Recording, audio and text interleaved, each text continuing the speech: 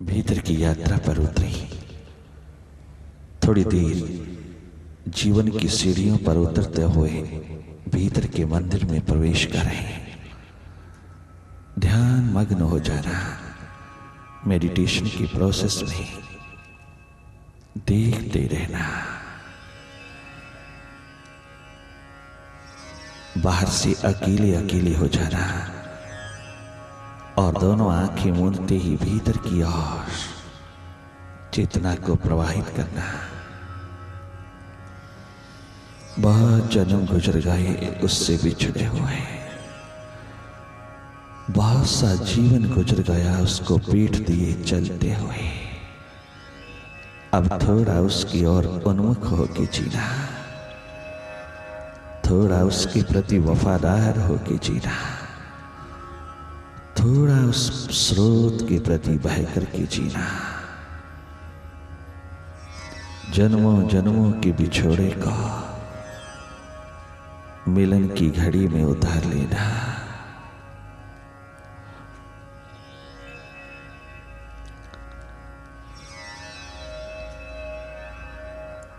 मैं और मेरा यार दोनों एक बस्ती में बसते हैं। किस्मत की क्या खूबी है कि दर्शन को तरसते हैं।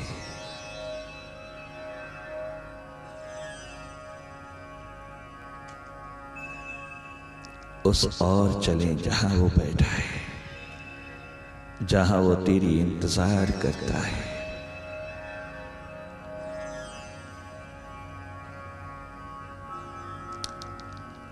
साक्षी दृष्टा होकर के देखते रहना, साक्षी हो जाना भीतर का।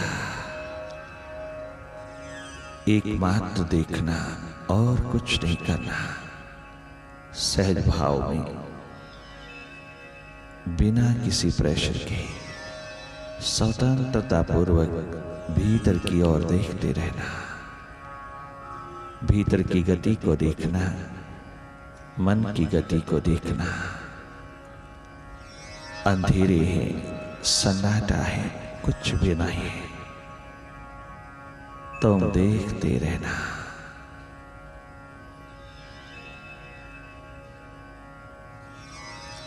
इन अंधेरों में माइंड का मैजिक देखना, मन का जादू देखना।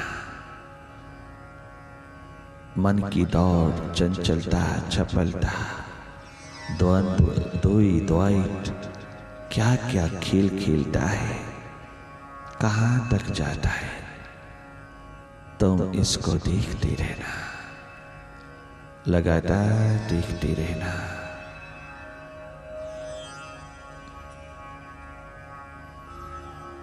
देखना ही अनुभव है, देखना तेरा स्वभाव है।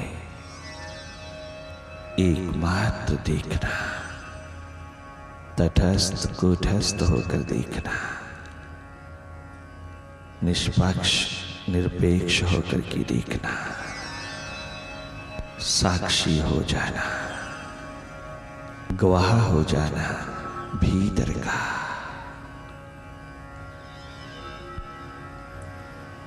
यही तेरा स्वभाव है। अपने प्रकाश पुंज में, अपने चिन्मय स्वरूप में, अपनी ऊर्जा शक्ति में रहना। मन से हट करके मन की गति को देखते रहना। मन से डिसआइडेंटिफाइड हो जाना, सारी आइडेंटिफिकेशन को गिरा देना। ये जो तूने आइडेंटिटी बना रखी है मन के साथ, मन ही हो गया है, तो इसे तोड़ देना। सारी तादात्म्य तोड़ करके तू स्वयं में स्थित होना। फिर देखना इस मन माया को, ये तुझे लिप्त नहीं कर पाएगी। लगातार देखते रहना।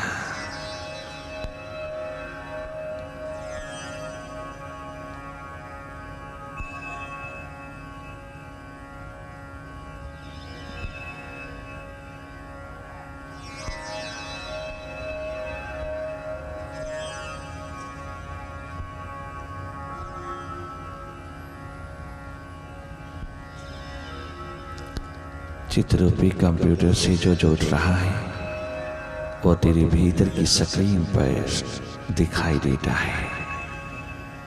तुम देखते रहना, क्या विचार, क्या विकार, क्या विकल्प, क्या चित्र, क्या दृश्य, क्या द्वंद्व दुई, क्या ड्युअलिटी, ये सब तूफान देखते रहना। तनिक मात्र भी रिएक्ट नहीं करना, कोई चॉइस, कोई चुनाव नहीं करना, केवल देखना, अनासक्त भाव में देखते रहना, एकमात्र देखना, हर स्थिति के दृष्टा हो जाना। कोई विचार उठे, देखते रहना, हर विचार, विकार, विकल्प, वृत्तियों का दौर भीतर भीड़ भीड़ बन करके उठेगा। ये ऊहापोह तुम सहज पूर्वक देखते रहना, कोई दखल नहीं देना, मन की गति में केवल देखते रहना। देखने मात्र से मूलाधार पर पड़ी अथाह शक्ति का प्रवाह अपनी यात्रा पर उतर जाता है, ऊर्ध्वगामी होने लगता है। कुंडल मारती हुई शक्ति ऊर्जा कुंडलनी का रूप होकर के एक एक चक्र को टच करती हुई सहस्रार की ओर जाती है, मूलाधार से स्वाधिष्ठान की ओर। तमस से राजसिकता की ओर, स्वाधिष्ठान से मणिपुर की ओर, जहां सतव और रजो में संघर्ष होता है, जहां सेक्स और स्पिरिचुअलिटी में, जहां वासना और उपासना में, जहां वासना और साधना में संघर्ष रहता है, मणिपुर तृतीय चक्र। ये ऊर्जा जब इस चक्र में आती है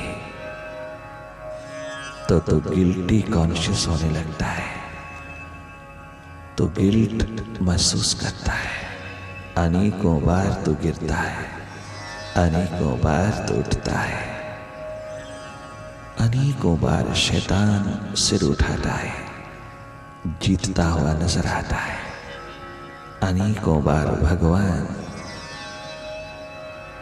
बढ़ता हुआ दिखाई देता है। ये संघर्ष निरंतर बना रहता है। बहुत दुखी होता है चित्त जब तो इस केंद्र पर पहुंच करके संघर्ष देखता है, एक दूसरे को हराने की, एक दूसरे को नीचा दिखाने की स्थिति निरंतर बनी रहती है। तू चाहता है भगवान की ओर, परंतु पहुंचता है शैतान की ओर। तुझे घेरती है वासना, कामना, परंतु स्थिति में पहुंच करके अगर गुरु कृपा हो जाए, अगर किसी सदगुरु के द्वार पर तू पहुंच जाए, अगर वो प्रार्थना तुझको किसी पवित्र आत्मा के पास ले जाए, तो ये ऊर्जा, ये कुंडलनी अनाहत चक्र में पहुंचती है, हृदय द्वार पर पहुंचती है, एक केंद्र पर उतरती है, जहां प्रेम और आनंद का स्रोत लहलहाता है, जहां तो डूब करके अपने सारे मन बुद्धि के जाल को विदा कर देता है, जहां तो पहुंच करके सब और की वासना कामना से आजाद हो जाता है। ये गुरु कृपा का एकमात्र अस्तित्व है। यह पहुंचने के बाद तेरे प्रेम की बगिया खिलती चली जाती है। प्रेम रोम रोम में भरपूर होता जाता है। उसका नाम उतरते ही, उसका ध्यान उतरते ही रोम रोम रोमांचित हो जाता है, झूम उठता है जीवन। वो सागर प्रेम का लहलहा उठता है, चारों ओर बरसता चला जाता है।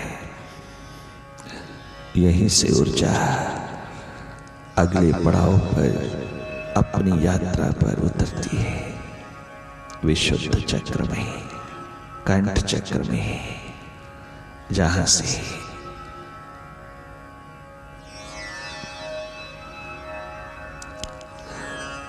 काव्य निकलता है, संगीत निकलता है, जहां से गीतों की लड़ियां उतरती हैं, जहां तो 24 घंटे गुनगुनाता हुआ, स्वाति बूंदों का आनंद लेता हुआ, रसा स्वादन लेता हुआ, उस भीतर के अमृत कलश का तो निहाल हो जाता है। क्या संगीत बजता है तेरे भीतर, क्या गीत की लड़ियां उतरती हैं तेरे भीतर से, क्या काव्य निकलता है कि तू ऋषि हो जाता है, कवि, स्पिरिचुअल रूप लेता है। ये काव्य है, जब लिखा जाता है तो शास्त्र हो जाता है, ये उपनिषद हो जाता है, ये गीता हो जाती है, ये रामायण की मर्यादाओं में उतर जाती है। ये काव्य खूब बाहर भीतर गूंजता है।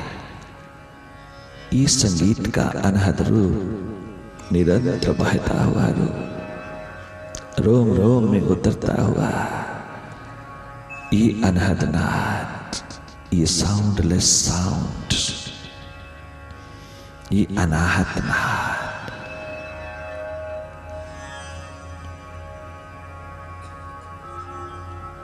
तेरे जीवन को संगीतमय, स्वरमय, लयबद्धता में उतार देता है। उसकी छत्र छाया में बैठकर, भीतर के जागे पुरुष के पास बैठ करके तो इस चक्र से अपने राज सिंहासन पर पहुंचता है। तो आज्य चक्र पर पहुंचता है। कुंडल मारती हुई ऊर्जा शक्ति विशुद्ध चक्र से आज्य चक्र की ओर आती है। छठे चक्र पर पहुंचते ही कुर्बान हो जाती है, ये स्थिर हो जाती है, ये स्थित प्रज्ञा का रूप होने लगती है। यहाँ अपने राज सिंहासन पर बैठ करके विश्राम लेती है। यहाँ उसका राज तिलक होता है। यहाँ पहुंच करके दुनिया का सम्राट हो जाता है। तो यहाँ पहुंच करके तो आनंद का भंडार हो जाता है। यहाँ पहुंचते ही तो जीवन का मेस्टर हो जाता है, आज्ञा करने वाला हो जाता है। यहाँ बैठ करके तू अपने मन, बुद्धि, इंद्रियां और बॉडी का आदेश देता है। ये सारा साम्राज्य तेरी ओर समर्पित हो जाता है। ये तेरे चरणों पर लहलहाता है। भीतर का सारा जगत तेरी ओर समर्पण में उतर जाता है, तेरी कमांड पर होता है। अब ये तेरी आज्ञा से, हुक्म से, तेरे आदेश पे चलता है। सारा जीवन रूपांतरित हो जाता है। भीतर का केमिकल, सारी केमिस्ट्री ट्रांसफॉर्म हो जाती है, रूपांतरित हो जाता है। उसमें डुबकी लगा करके ही जीतना, ये ऊर्जा, उसमें लीन होकर की ऊर्जा उसमें डूब करके ऊर्जा वापिस लौटती है। वहां एक टच लेकर के वापिस लौटती है। आज्ञा चक्र में ये हर समय की यात्रा, ये महान तीर्थ यात्रा जहां धर्म का दीप जलता है, जहां विराट का दर्शन होता है, जहां तू स्वयं विराट हो जाता है। तेरी सारी शक्तियां स्वतः ही जगती चली जाती है। हर शक्ति सोई हुई उठ जाती है। उठती हुई ये शक्तियों की महान दौड़ दूसरों के जीवन कल्याण में लग जाती है। चमत्कार नहीं, जीवन निर्माण में एकमात्र यही चमत्कार फकीर की जगत में, संत के जगत में होता है कि अब वो अपनी करुणा, दया, दर्द लेकर के बाहर आता है। जो आनंद उसने पाया है वो सबको बांट देना चाहता है। धन्य धन्य है वो जीवन जो इस यात्रा को पूर्ण कर लेता है। कितनी अद्भुत यात्रा, कितनी अनुपम यात्रा, जहां किसी दूसरे की जरूरत नहीं, जहां कोई माध्यम नहीं चाहिए, जहां कोई डिपेंडेंस नहीं, कोई किसी का साथ संग नहीं चाहिए। एक गुरु कृपा, एक उसकी औरा और नियरनेस।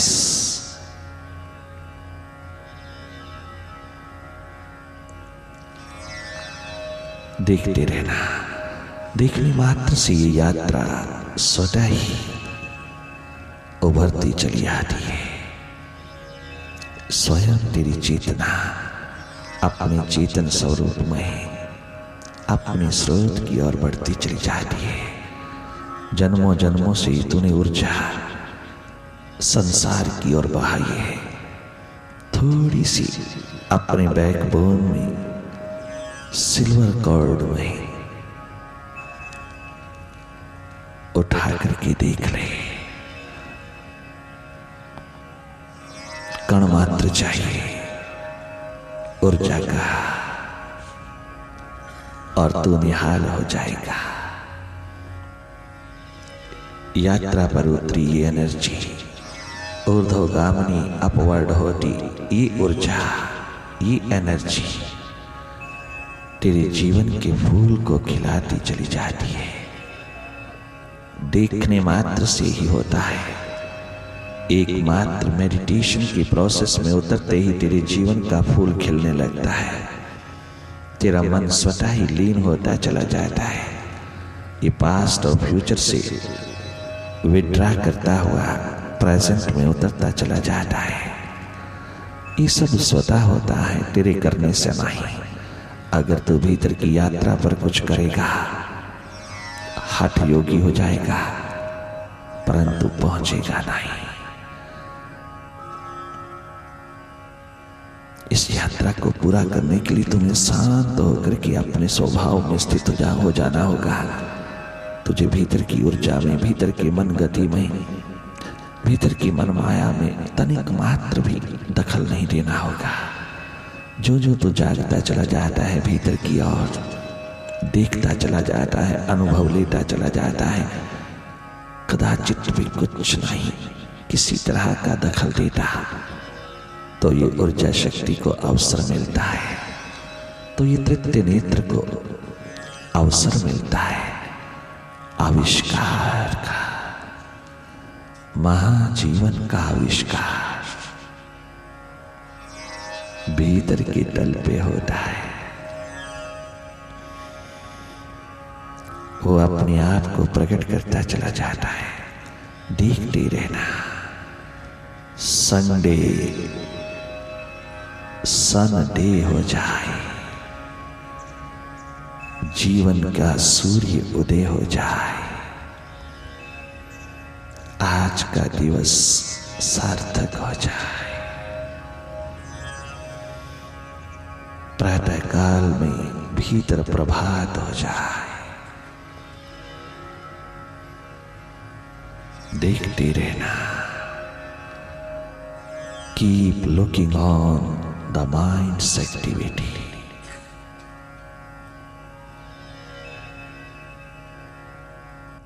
तनिक मात्र भी निराश नहीं होना, घबराना नहीं, भयभीत नहीं होना। चाहे कितनी लंबी दूरियों पर मन तुझे ले जाए, तुम जब भी होश संभालो, तैनात हो जाओ, मन से हटते चले जाओ। मेडिटेशन के प्रोसेस का सबसे बड़ा उद्देश्य तुझे मन से हटा देना है, मन की ओर जागरूक कर देना है, मन से विड्रा करके मन को देखने वाला बना देना है। यही एकमात्र तेरी नेचर है, तेरा स्वभाव है। मन से डिसआइडेंटिफाइड कर देना है, मन से आजाद कर देना है। इस माइंड के द्वारा दिए हुए हिप्नोटिज्म को काट देना है। उसकी झोली में रहने वाली इस चेतना को आजाद कर देना है, मन के प्रति जगा देना है। यही एकमात्र इस प्रोसेस का परिणाम है।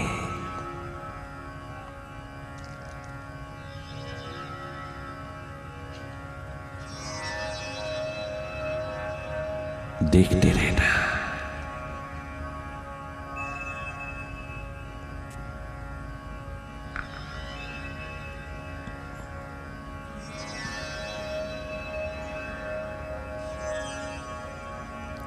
साक्षी दृष्टा होकर के देखते रहना, देखने वाले हुए रहना।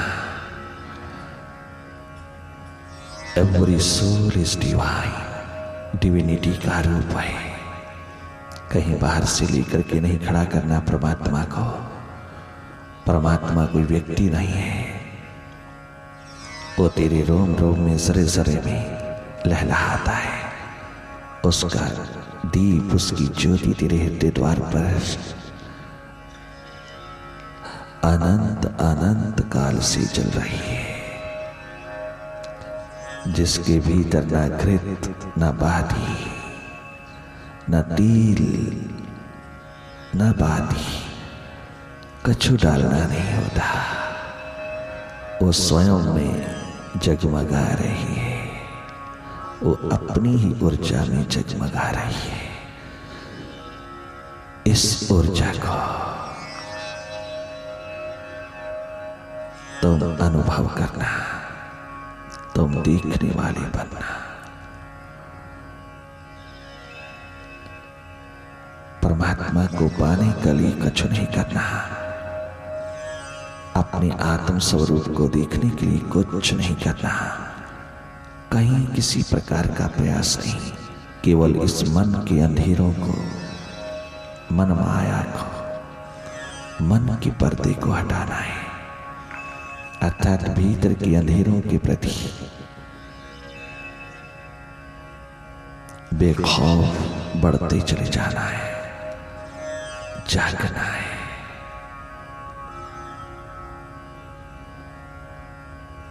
केवल देखने मात्र से होगा।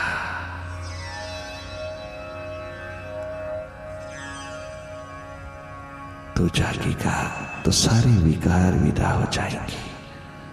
तू जागेगा तो मन रूपी महाचोर अरेस्ट हो जाएगा। ये स्वतः तेरे पास में आ जाएगा।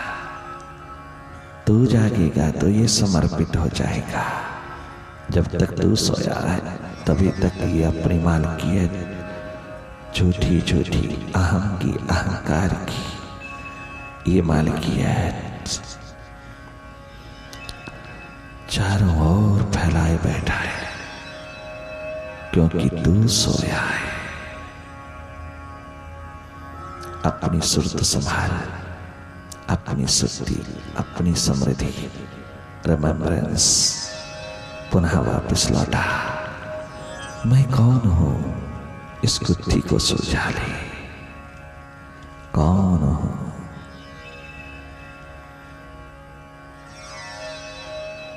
इतने मात्र से ही तू स्वतंत्र होता है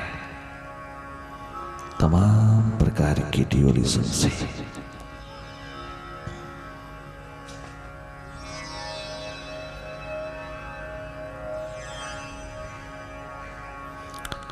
भीतर के टीवी पर मन का खेल देखते जाना, भीतर के ग्राउंड में मन बुद्धि इंद्रियों का खेल देखना।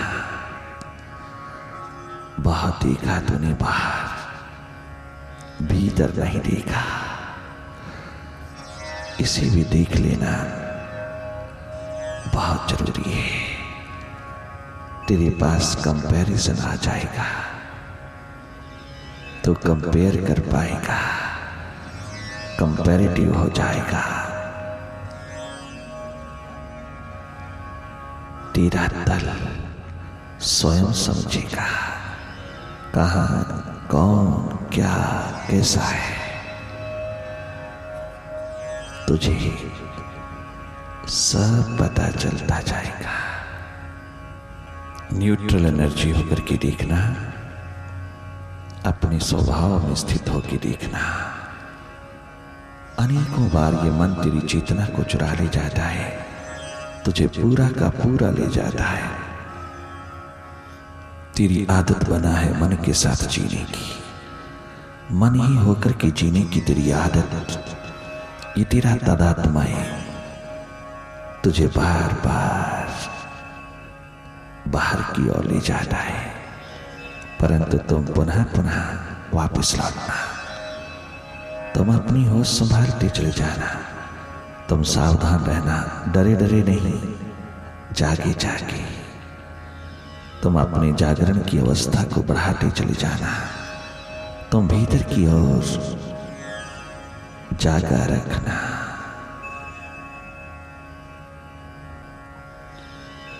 अभ्यास से अनुभव किया, अनुभव से अनुभूति किया। From rituals to realization, from stress to serenity, from medicine to meditation. A wonderful journey, inner journey.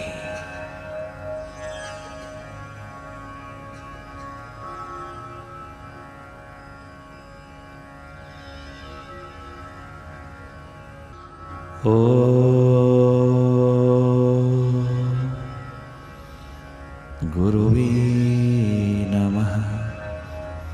ओम गुरुवे नमः। ओम गुरुवे नमः।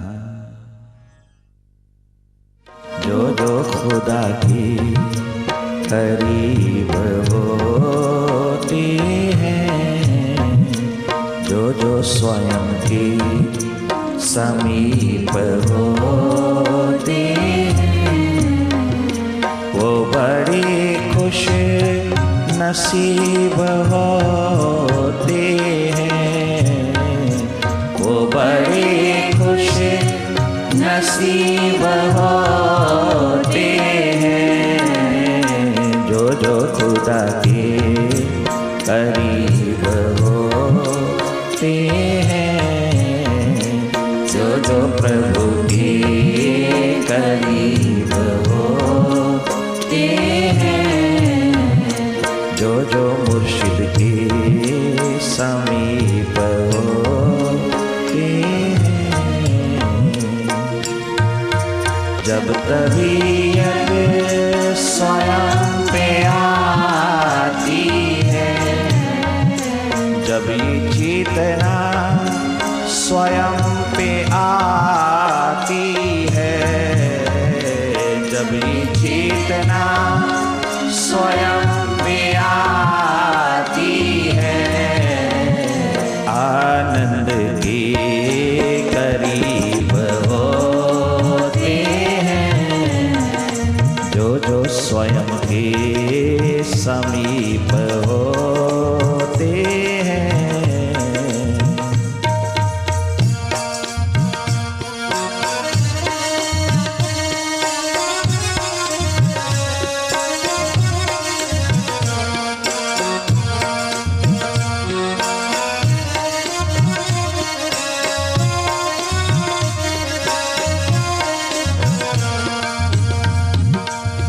मुझसे मिलना, मुझसे मिलना, फिर आपका मिलना, मुझसे मिलना, फिर आपका मिलना, मुझसे मिलना, फिर आपका मिलना, मुझसे मिलना, फिर आपका मिलना।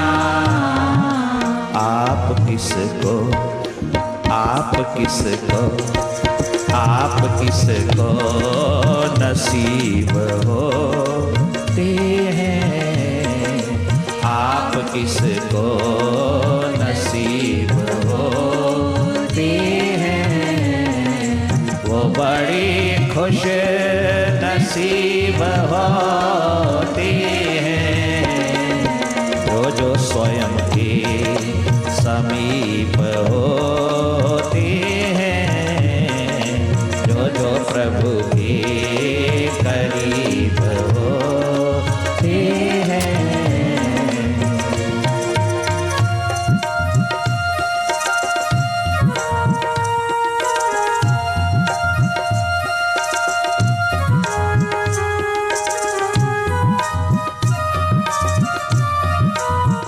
अष्टावक्र पहुंचे हैं धर्म सभा में।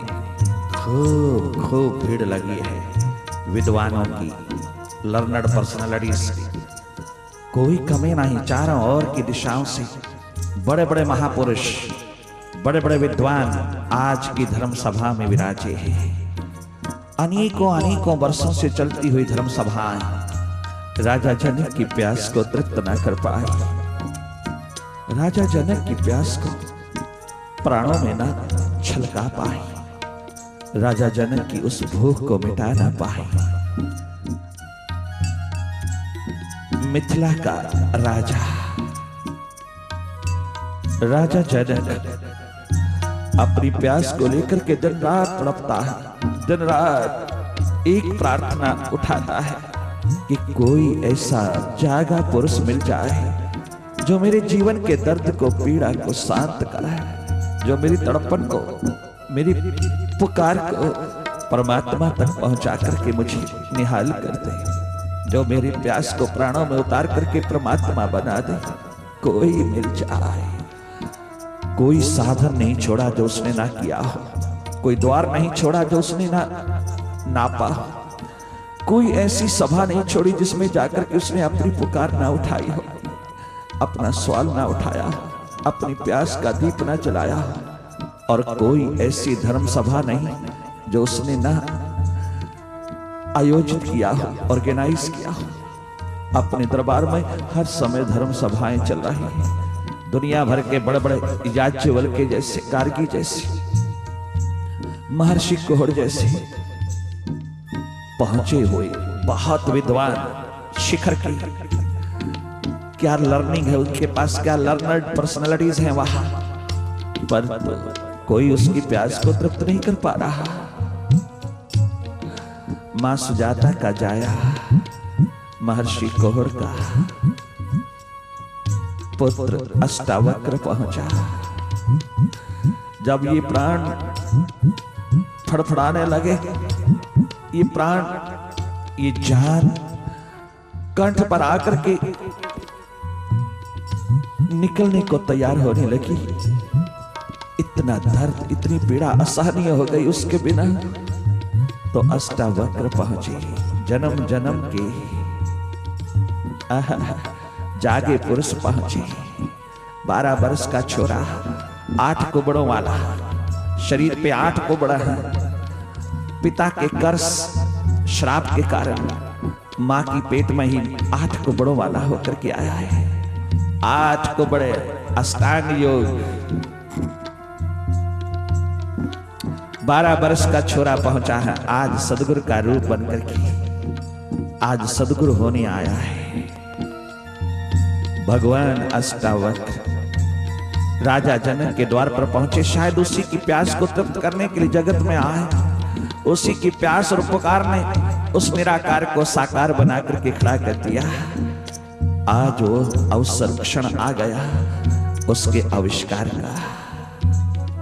जैसे ही पहुंचा सारी सभा हंस पड़ी, किंतु ठहाका मार करके हंसते हैं अष्टावक्र।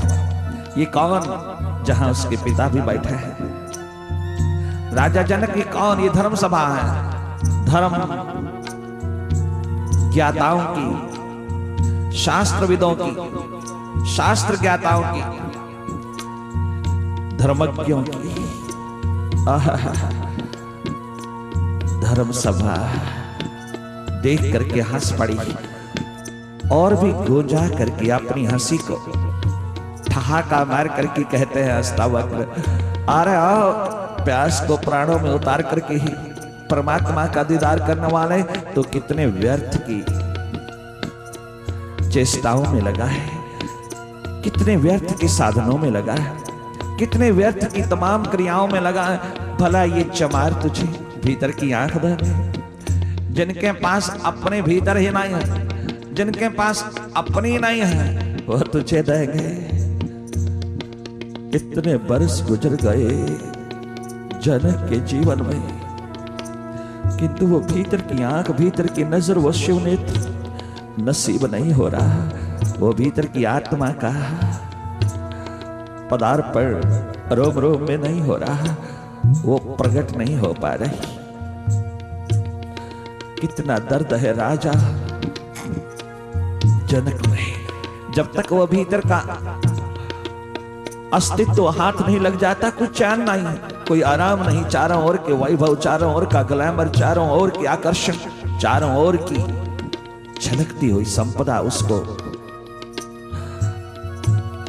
आनंदित नहीं कर पाई, उसको प्रसन्न नहीं कर पाई, उसको अपनी मुट्ठी में नहीं बांध पाई।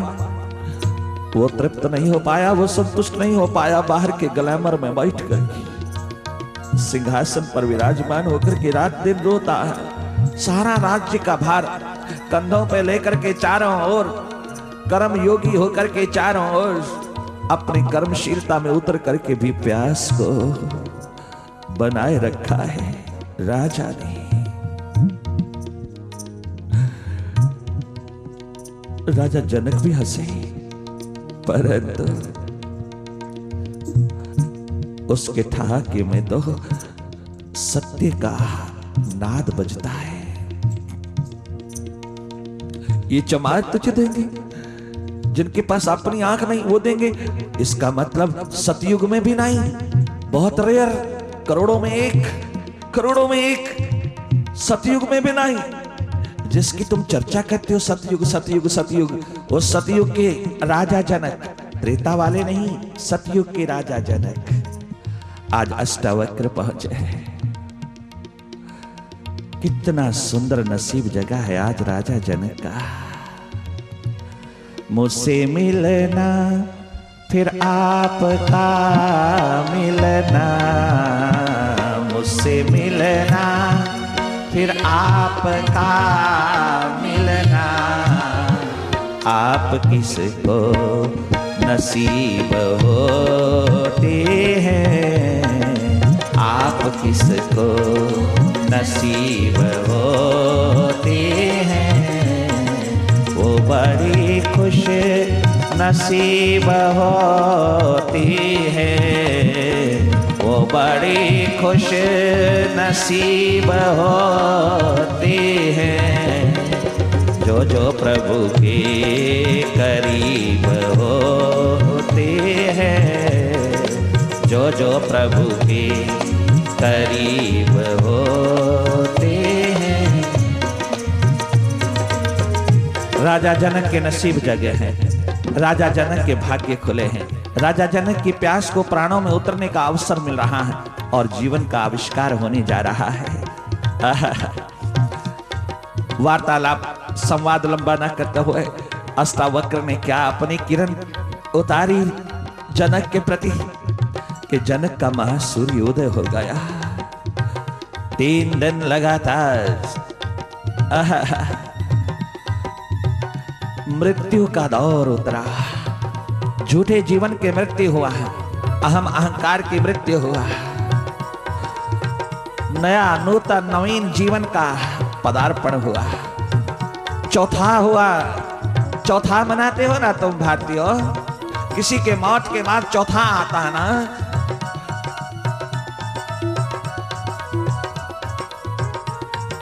उस मालिक के द्वार पर भी तेरा चौथा होता है।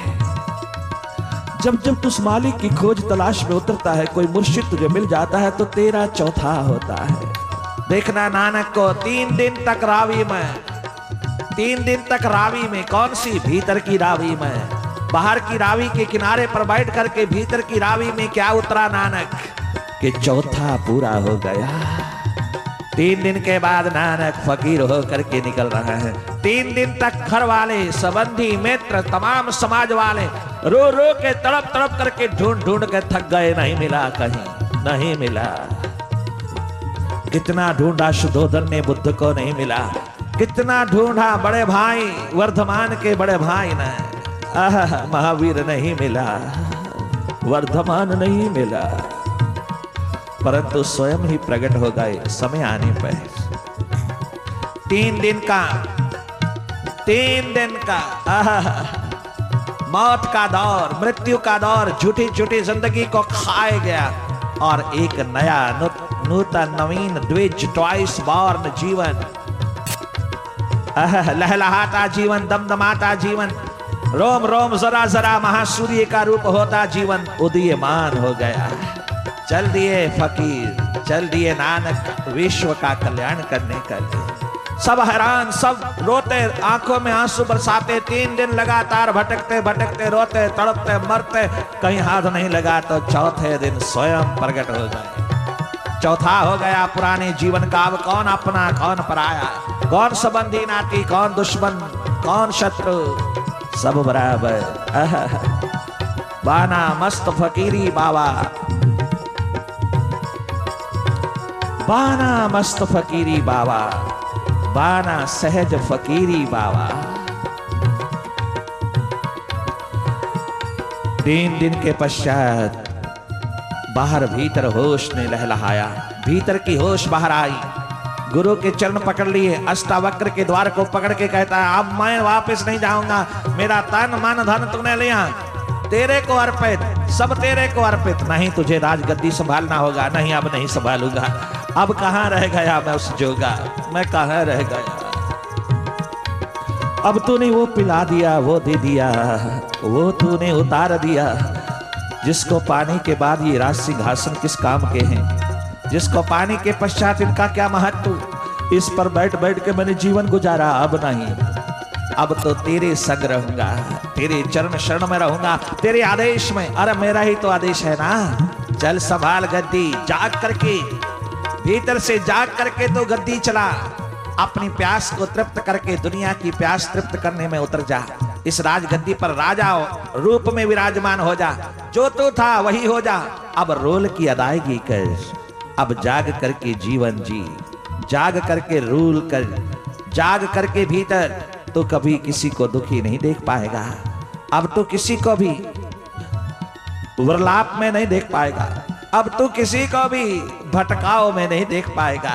अब तेरी प्रजा का एक एक व्यक्ति आनंदित होगा, एक एक व्यक्ति खुशहाल होगा, एक एक व्यक्ति सुखी होगा, क्योंकि अब तेरे भीतर का खजाना खुलेगा। अब तू बांटेगा, अब तुझे अपना आराम, अपना सुख, अपना चैन नहीं चाहिए। अब तुझे समाज, प्रजा, मानव जाति का, सारी जाति का अब तुझे कल्याण चाहिए। नहीं, मैं नहीं जाऊंगा गुरुदेव, तुझे जाना होगा, तुझे इस प्राप्त की हुई संपदा को बांटना होगा और इसी रोल में बैठ करके बांटना होगा। तुझे विदेह की पदवी देता हूं। वारे गुरु, अस्तो मां सदगम्य, तमसो मां ज्योतिर्गम्य।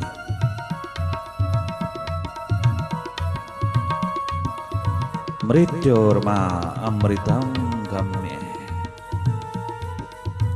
राजा जनक ने हाथ जोड़कर के उस विदेह ने कहा गुरुदेव, अगर आपका आदेश है कि मुझे इसी रोल में उतर करके जीव का कल्याण करना है, हाँ तो युगों युगों तक तेरी गद्दी चलेगी। जो तेरी गद्दी पर बैठेगा वो राजा जनक कहलाएगा। यही ऊर्जा, यही ज्ञान, यही आत्म ज्ञान, आत्म ज्योत हर एक के भीतर उतरती चली जाएगी, ट्रांसफर होती जाएगी, तो प्रदान करता चला जाएगा। मेरी एक प्रार्थना है गुरुदेव, अगर मुझे ये आदेश स्वीकार करना है, आपकी आज्ञा में मुझे राजा ही होकर के बैठना है, तो मेरी एक छोटी सी प्रार्थना है, आप मेरे साथ साथ रहना।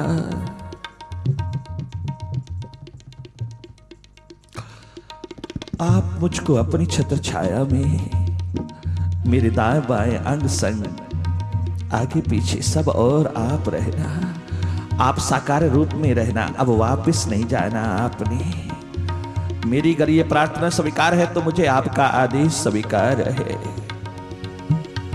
अरे अब सब कुछ लेकर के भी, सब कुछ तो ले लिया तूने, तो सब कुछ पा गया, तो सबका सब ले गया, सब ले गया, और क्या चाहता है? तेरी प्रेजेंस, तेरी उपस्थिति। तथास्तु, जैसा तू चाहे।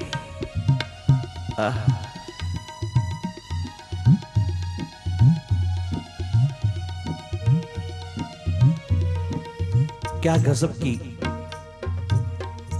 अष्टावक्र गीता है, सतयुग की गीता, महान गीता, जो दर्शन के पश्चात शुरू होती है, जो आत्मज्ञान की ज्योत जगने के पश्चात शुरू होती है। द्वापर की गीता, भगवान श्री कृष्ण रूपी सदगुरु के द्वारा गाई गई गीता, अर्जुन को आत्म ज्योत तक पहुंचाने के लिए पहले शुरू होती है, प्रथम शुरू होती है। अभी ज्योत जली नहीं, अभी ज्ञान, आत्म ज्ञान उतरा नहीं, अभी अंधेरों में डूबा हुआ, विषाद में डूबा हुआ, द्वंद्व में पड़ा हुआ, ड्युअलिटी में गोते खाता हुआ अर्जुन, चारों ओर से निराश्रय अर्जुन, दोनों आंखों से अश्रुधारा बहाता हुआ अपने भय शोक मोह का निवारण करने हेतु प्रार्थना करता हुआ अर्जुन अपने सदगुरु के चरणों में शिष्य रूप होकर के पड़ा। उसके अंधेरों को, उसके भय शोक मोह को, उसके तमाम विषाद को दूर करने के लिए भगवान स्वयं सदगुरु का रूप बनकर के उतरा, और वो स्वयं गीता का संदेश, आत्म ज्ञान का संदेश, भीतर के जागरण का संदेश हर ओर से देता चला जाता है। जो जो शब्दों में उतरता है देता जाता है, और जो जो दिखाने में उतरता है वो दिखाता चला जाता है। उसको आत्म ज्योत जगाने के लिए 3 घंटे लग दिया, 3 घंटे लगातार गीता चला। 3 घंटे युद्ध भूमि में भगवान कृष्ण रूपी सदगुरु ने अपने शिष्य के भीतर आत्म ज्योत दीप्यमान करने के लिए संवाद छेड़ा, प्रश्नोत्तरी चला।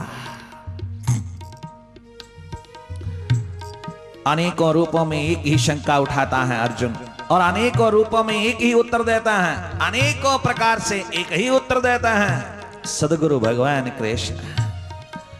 ये गीता चली ज्ञानी अज्ञानी के बीच, ये गीता चली भीतर से जागे और एक भीतर के अंधे के बीच, ये गीता चली अर्जुन जैसे शूरवीर बहादुर भीतर विषाद युक्त शिष्य और महान साक्षात 16 कला संपूर्ण ज्योति भगवान कृष्ण रूपी सदगुरु के बीच एक 16 कला संपूर्ण सदगुरु खड़ा है, और दूसरी तरफ विषाद युक्त भीतर का भय शोक मोह में लिप्त अंधेरों में डूबा हुआ, द्वंद्व में जकड़ा हुआ अर्जुन का जीवन खड़ा है। एक ज्ञानी दूसरा अज्ञानी, दोनों के बीच संवाद चला, गीता रूप बन गया। और उधर 2 जागे पुरुषों के बीच चला संवाद। गजब गजब, 2 जागे पुरुषों के बीच संवाद की क्या जरूरत? हाँ जरूरत, जीव का कल्याण, देश का कल्याण, धर्म का सूर्य उदय करने के लिए संवाद एकमात्र इशारा है भटके जीवों को कल्याण मार्ग पर उतारने के लिए। एकमात्र साहस, हिम्मत और भीतर का इशारा बनकर के चलता है संवाद। साहस और हिम्मत बांधता है, संवाद दिशा देता है, संवाद मार्ग पहुंचाता है, संवाद संबंध जोड़ता है, संवाद सत्य का दीप जलाता है, संवाद इंसान को राह दिखाता है, टॉर्च लाइट देता है,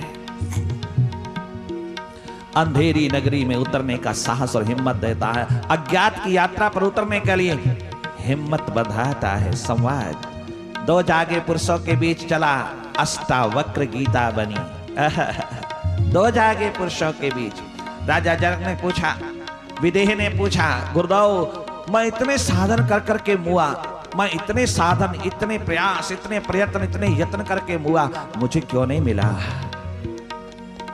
और आज आपने किसी साधन की चर्चा नहीं किया, आज आप मिले और भीतर मिल गया, आप आए और मिल गया, आपकी नजर से नजर क्या मिली कि वो प्रकट हो गया। आज आप आए कि भीतर आविष्कार हो गया। कोई साधन नहीं चाहिए जब सदगुरु मिलता है, एक प्यासा चाहिए, दीवाना चाहिए, एक तड़पन दर्द पीड़ा उठाता हुआ जीवन चाहिए। वहां कोई शास्त्र नहीं पढ़ाए जाएंगे, वहां गीता भागवत नहीं पढ़ाई जाएगी, वहां रामायण नहीं पढ़ाई जाएगी, वहां वेद की ऋचाएं नहीं गूंजेंगी। वहां जहां से ये सारा साहित्य, सारे शास्त्र निकले हैं, वो स्रोत लहलहा उठता है, वो स्रोत जगमगा उठता है, वो स्रोत गूंजता है अनहद नाद का रूप लेकर के। वहां कोई शास्त्र साहित्य नहीं उतरा, वहां कोई शास्त्र साहित्य नहीं पढ़ा जाता। जब सदगुरु भीतर का जागा पुरुष मिलता है और प्यासा सामने होता है, तो फिर नजरों से बात होती है, तो फिर एकमात्र संवाद टेलीपैथी का रूप बन के आता है, शब्दों में नहीं। शब्द तो फिर बाद में ही आता है, फिर तो निशब्द, निर्विकार, निर्विचार, एक निर्विकल्प।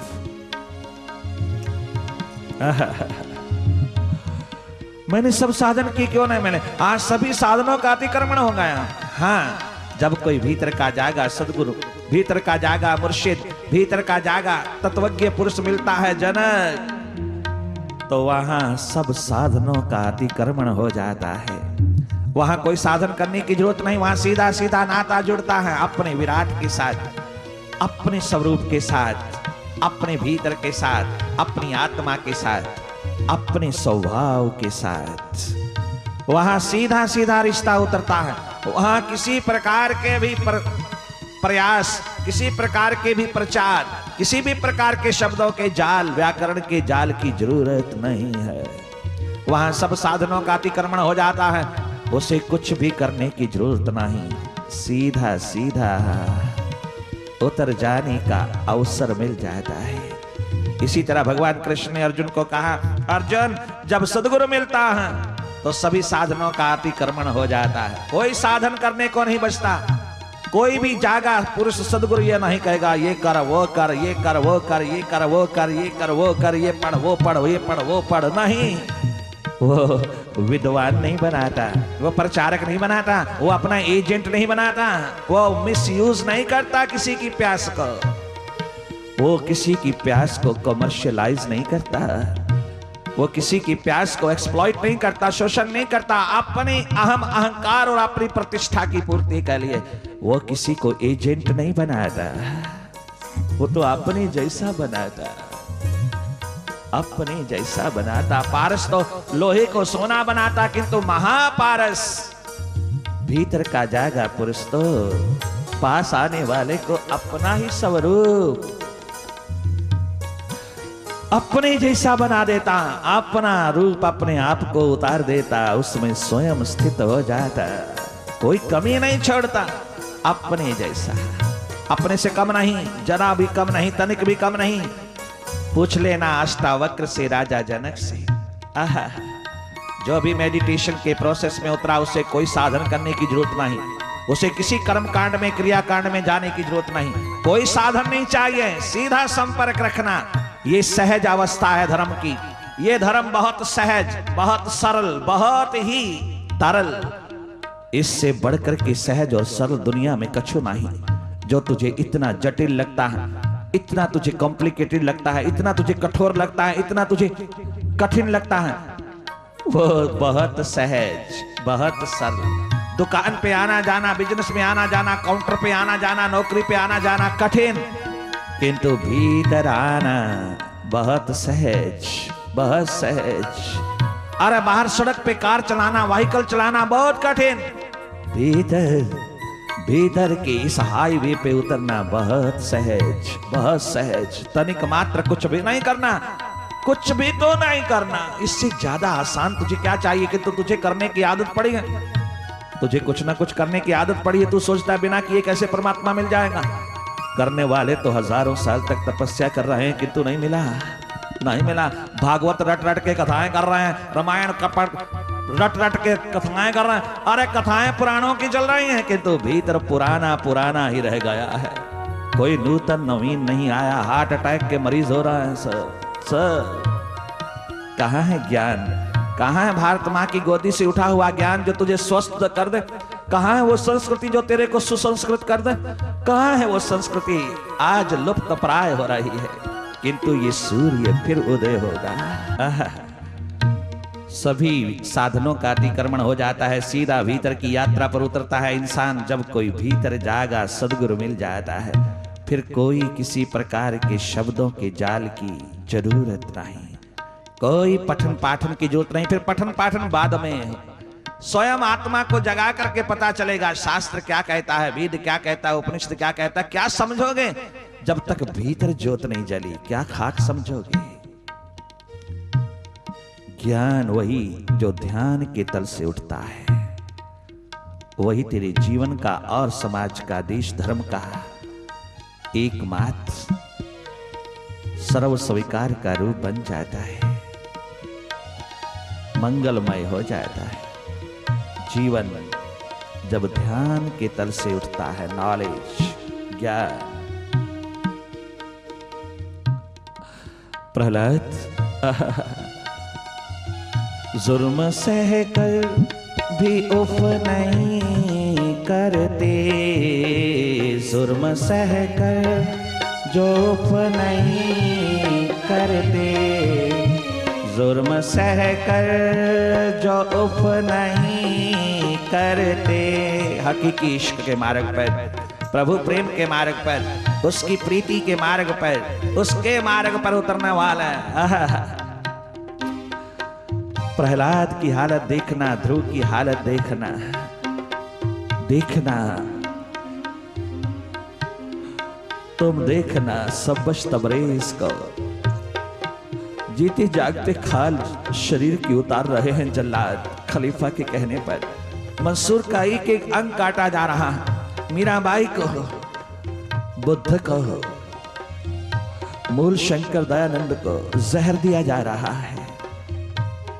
महर्षि दयानंद को जहर पिलाया जा रहा है, जहर के प्याले दिए जा रहे हैं सोक्रेटिस को, सुकरात को, जिसने सारे के सारे एथेंस के लोगों को अज्ञानी, इग्नोरेंट, अज्ञानी साबित कर दिया, स्थापित कर दिया। ये सत्य की एथेंस का रहने वाला एक एक व्यक्ति खलीफा समेत अज्ञानी है, अज्ञानी है, इग्नोरेंट है।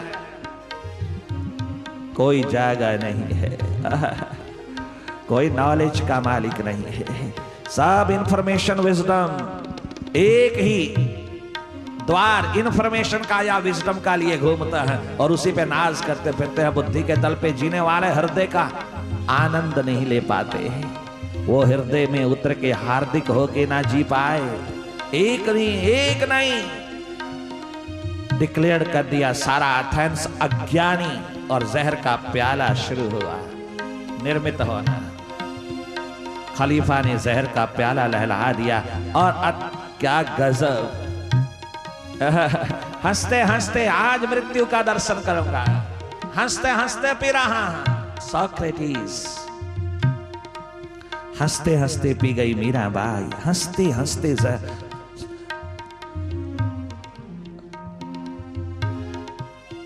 रस्सी को चूम गए जीसस, क्रॉस पे चढ़ गए। हंसते हंसते देशभक्तों ने रस्से चूम लिया, हंसते हंसते जीसस ने क्रॉस चूम लिया। हंसते हंसते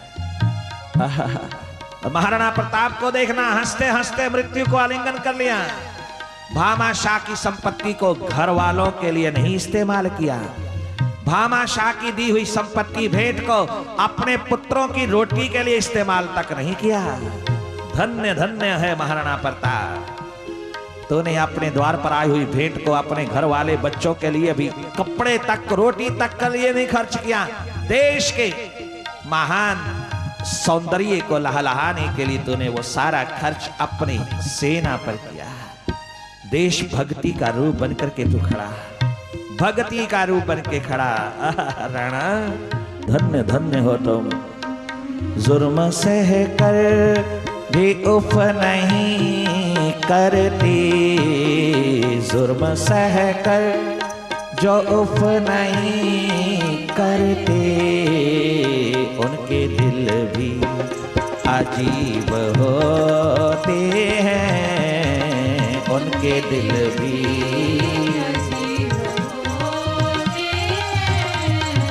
वो बड़ी खुश नसीब होते हैं, वो बड़ी खुश नसीब होते हैं, जो खुदा के करीब होते हैं, जो मालिक के करीब होते हैं, जो स्वयं के, जो प्रभु के, जो मालिक के, जो सद्गुरु के करीब होते हैं।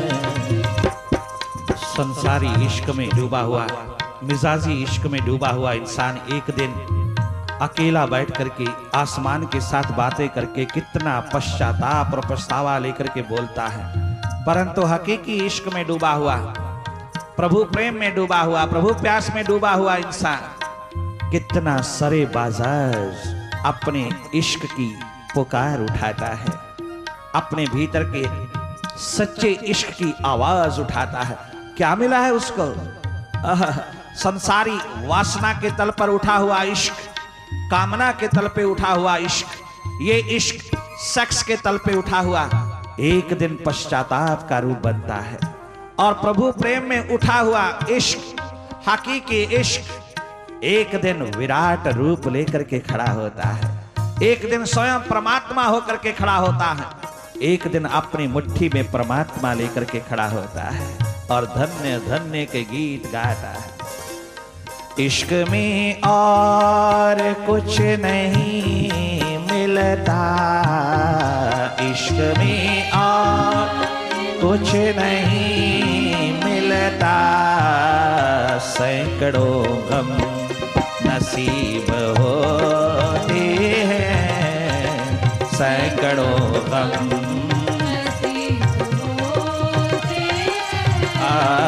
सैकड़ों गम नसीब होते हैं, सैकड़ों गम।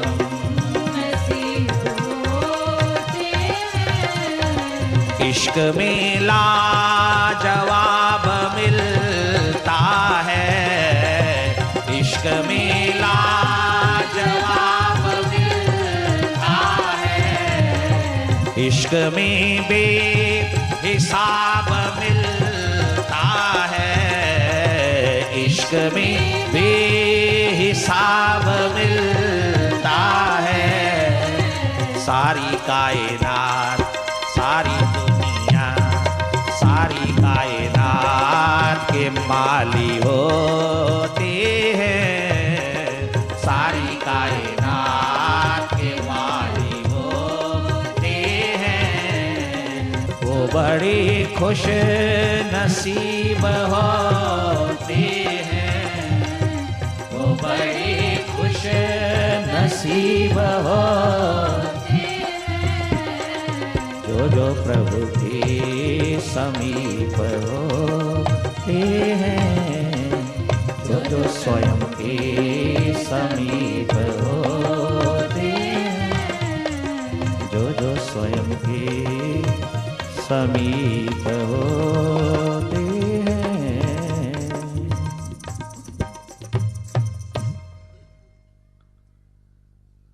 भजमन नारायण नारायण नारायण, भजमन नारायण नारायण श्रीमन नारायण नारायण नारायण श्रीमन नारायण नारायण नारायण जय हो नारायण नारायण नारायण। जय हो नारायण नारायण नारायण। भजमन नारायण नारायण नारायण। भजमन नारायण नारायण नारायण। श्रीमन नारायण नारायण नारायण। श्रीमन नारायण नारायण नारायण। जय हो नारायण नारायण नारायण। जय हो नारायण नारायण नारायण। भजमन नारायण नारायण नारायण। भजमन नारायण नारायण नारायण। सद्गुरु नारायण नारायण नारायण। सद्गुरु नारायण नारायण नारायण। सद्गुरु नारायण नारायण नारायण। सद्गुरु नारायण नारायण नारायण। वह गुरु नारायण नारायण नारायण। वह गुरु नारायण नारायण नारायण। भजमन नारायण नारायण नारायण। भजमन नारायण नारायण नारायण। जय हो नारायण नारायण नारायण। जय हो नारायण नारायण नारायण। श्रीमन नारायण नारायण नारायण। श्रीमन नारायण नारायण नारायण।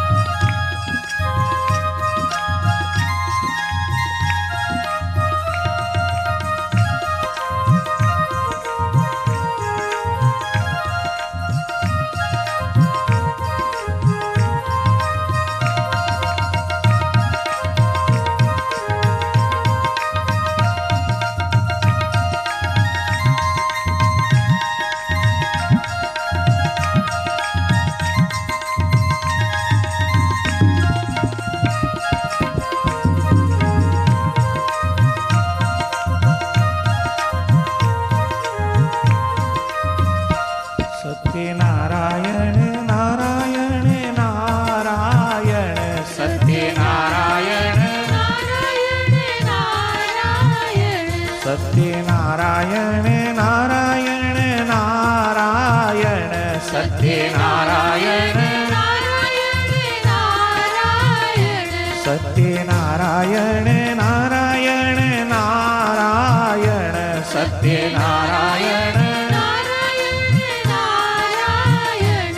जय हो नारायण नारायण नारायण। जय हो नारायण नारायण नारायण। भजमन नारायण नारायण। भजमन नारायण नारायण। नारायण।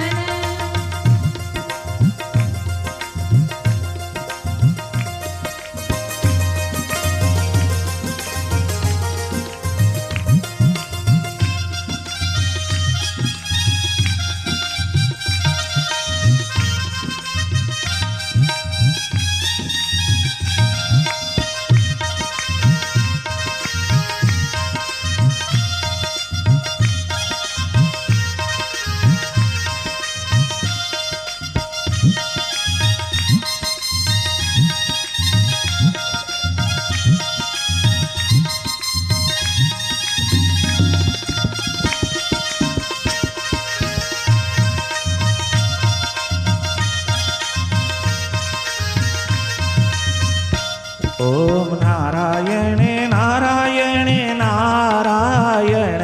ओम नारायण नारायण नारायण। ओम नारायण नारायण नारायण। ओम नारायण नारायण नारायण। ओंकार नारायण नारायण नारायण। ओंकार ओंकार नारायण नारायण नारायण ओम नारायण नारायण जय हो नारायण नारायण नारायण जय हो नारायण नारायण नारायण भजमन नारायण नारायण नारायण भजमन नारायण नारायण नारायण जय हो नारायण नारायण नारायण जय हो नारायण नारायण भजमन नारायण नारायण नारायण श्रीमन नारायण नारायण नारायण जय हो नारायण नारायण नारायण जय हो नारायण नारायण